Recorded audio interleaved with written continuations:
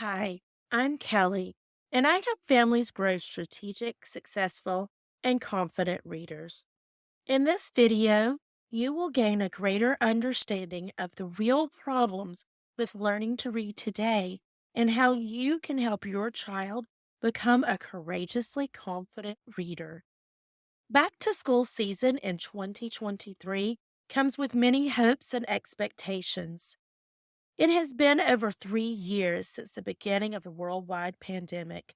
As parents and educators, it is not hard to see the challenges that arose. The loss of learning is evident in many of our children. As a second grade teacher, the difference is very evident. My pre pandemic second graders in 2019 were more prepared to do school. Sure. I had a few that still had trouble mastering behavior skills or managing their emotions, but they knew how to sit and focus on our lessons for a period of time. With young children, that time varies, usually 19 to 20 minutes of focus for any given task, even back in 2019. However, in 2023, the focus seems to be less than 30 seconds. We even play a game in my class right before dismissal where we try to build our focus by sitting in learning position for a short period of time and staying focused. We're trying to beat our time.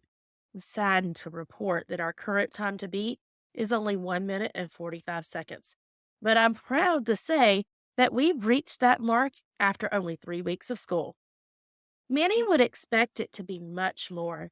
Most parents and community leaders would wonder why students are having so much trouble and try to develop a plan or solution to fix the problem. After all, our curriculum sets the bar high for what students should already be able to accomplish in second grade. In a conversation with a colleague this week, she shared with me that we needed to add an extra component to our assessment that we both felt our students were not yet ready to master. I made the comment about expectations meeting reality. It struck me after I said it how true that is in our culture today. We have great ideas and expectations in our instant gratification culture, and we often want those results yesterday. Expectations are important in the sense we must hold the belief that our children are capable of reaching their full potential and eventually mastering all the skills necessary to be productive members of our society. Where we tend to struggle is not in what we expect the ultimate outcome to be, but rather in the many meandering paths we seem to try to take to influence that result.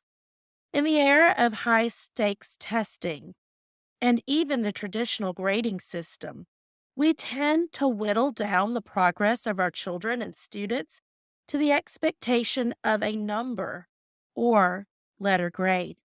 Sure, it's easy for comparison purposes, and numbers allow us to measure that data with a little more accuracy, but it often fails to capture the whole picture.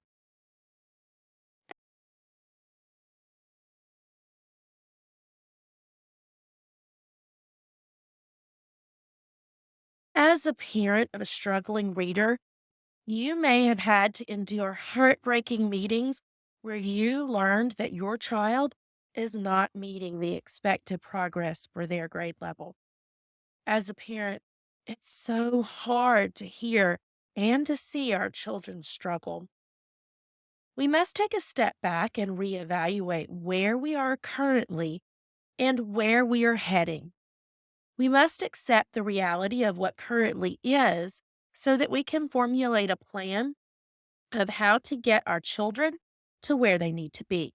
Hint, where they need to be is whatever allows them to be the best versions of themselves. Our current reality. We had a worldwide pandemic that resulted in the loss of learning for many children.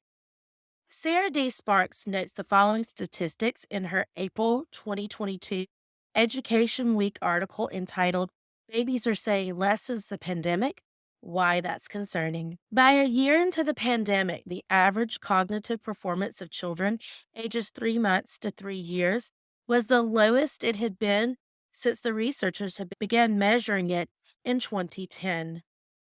For toddlers ages 16 months or younger, expressive and receptive language scores fell from about 90 points on a scale of 140 in 2020 to 60 in 2021 on normalized assessments of verbal skills. Many factors contributed to this outcome. The most important was that our children simply engaged in less conversations. With the rise of technology, that trend has been happening for a while, even before the pandemic. But the challenges of the pandemic have sharply increased the problem. As an educator working with small children, I have noticed an increase in the number of students that struggle to name the correct letter sounds. This is a key factor that is usually attributed to students with reading difficulties such as dyslexia, in which there is a deficiency in the phonological processing system. This means that a child can see and hear the sound, but they struggle with correctly matching the written symbol to the correct sounds. However, I'm seeing a larger prevalence of this challenge in students that would not normally have this difficulty. For many, mask and distancing were a necessary aspect of the pandemic. Unfortunately, they also had an impact on the typical development of sounds in our children. Young children use both sight and sound to develop their knowledge of alphabetic sounds. They watch the way our mouths move and they associate that with the sounds we make with what they hear.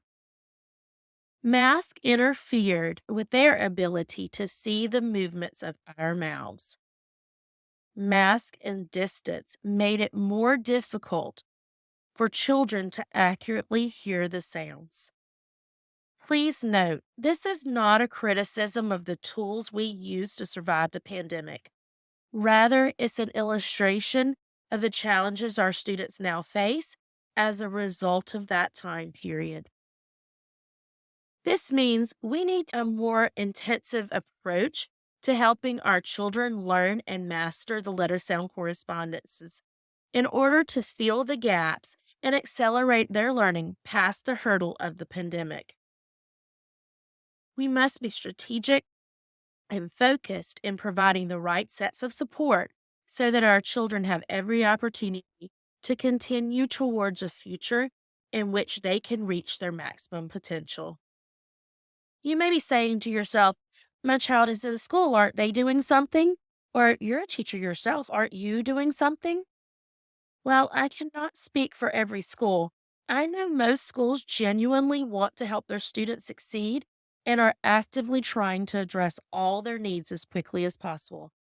I can speak for myself. I am blessed to have extensive training in the area of reading instruction, and I do my best to meet the needs of all my students daily. My current class roster is 25 students. Sometimes I honestly wish I had more time and multiple clones or assistants to give every child in my class the individualized attention they deserve. If you have multiple children or other commitments such as work or taking care of other family members, you know how difficult this task can be.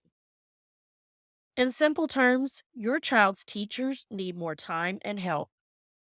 This is why I'm so passionate about sharing what I have learned with families. Most of your children will have their teacher in each grade level or subject for a short period of time. However, they will have you for a much longer time. Even as a tutor, I may spend a few hours a week with your child, and I may even have them over several years. But that time does not compare to the time you have with them over the span of their childhood and teenage years. If I share with you what I know, then you can reinforce what your child is learning with me when you read them the bedtime story or you help them with their homework for years to come. This means that your child has more opportunities to correctly practice the skills. This is the magic of accelerated learning. Football coach Lombardi said, practice does not make perfect.